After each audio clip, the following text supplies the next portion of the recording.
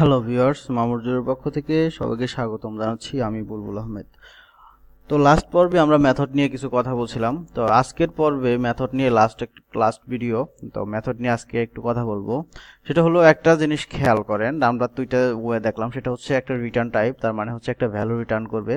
সে আমাদের যেখানে return type দিয়ে দেই, যেমন ইন্টিজার, ফ্লোট, ডাবল এগুলো দিয়ে দিই, তাহলে সেই টাইপের ভ্যালু অবশ্যই রিটার্ন করবে।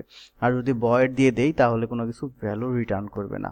তো এরকম কোনো সিচুয়েশন কি হইতে পারে? একটু চিন্তা করেন যে একই নামের আমি দুইটা মেথড চাচ্ছি, যেমন আমরা হচ্ছে এখানে অ্যাড নামের একটা মেথড ক্রিয়েট করেছি। তো আমি চাচ্ছি এখানে আরেকটা অ্যাড মেথড তৈরি করব। তো সেরকম যেমন হচ্ছে পাবলিক ইন্টিজার সে দিলাম, আবার অ্যাড। দেখেন আমি একই নামে আরেকটা মেথড তৈরি করলাম। তো এইখানে যেটা হবে, ইন্টিজার এক্স, ইন্টিজার ওয়াই এবং ইন্টিজার জেড। আমি তিনটা ভ্যালু নিলাম, তিনটা প্যারামিটার এখানে পাস করলাম এবং সে রিটার্ন করবে তিনটার যোগফল। ওকে, দেখেন। তো খেয়াল করেন, আমি কিন্তু সেম নামের দুইটা মেথড এখানে ডিক্লেয়ার করেছি, বাট সেখানে ডিফারেন্সটা কোথায়? এখানে দুইটা প্যারামিটার এবং এটার মধ্যে হচ্ছে তিনটা প্যারামিটার। তো দেখি আমরা এই অ্যাড নামে হচ্ছে এটাকে আমরা রিসিভ করতে পারি কিনা টেস্ট ক্লাস থেকে। ওকে, আমরা টেস্ট ক্লাসটা ওপেন করতেছি।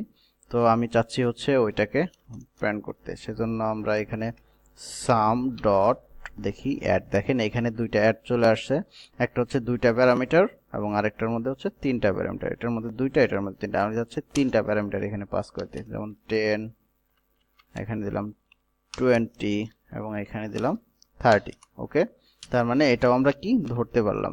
দেখেন এই যে সিচুয়েশন,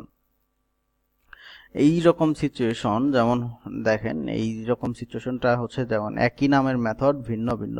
যেমন হচ্ছে আমরা একটু যদি বাস্তব ক্ষেত্রে উদাহরণ দেই, যেমন একই নামের মানুষ অনেক থাকে, বাট তারা কিন্তু প্রত্যেকে একই না, মানে তারা দেখতে ভিন্ন। যেমন হচ্ছে এটার দুইটা মেথডের নাম এক হলেও বাট তাদের দেখতে বা তাদের মেকানিজম সম্পূর্ণ ভিন্ন। যেমন একই নামের দুজন মানুষ থাকতে পারে, বাট তারা কিন্তু দেখতে সেম না, বা হচ্ছে তাদের কার্যকলাপ বা তাদের অ্যাক্টিভিটিস সম্পূর্ণ ভিন্ন থাকে। ঠিক এরকম একই নাম, দুইটা মেথডের নাম একই, বাট তাদের মেকানিজম সম্পূর্ণ ভিন্ন।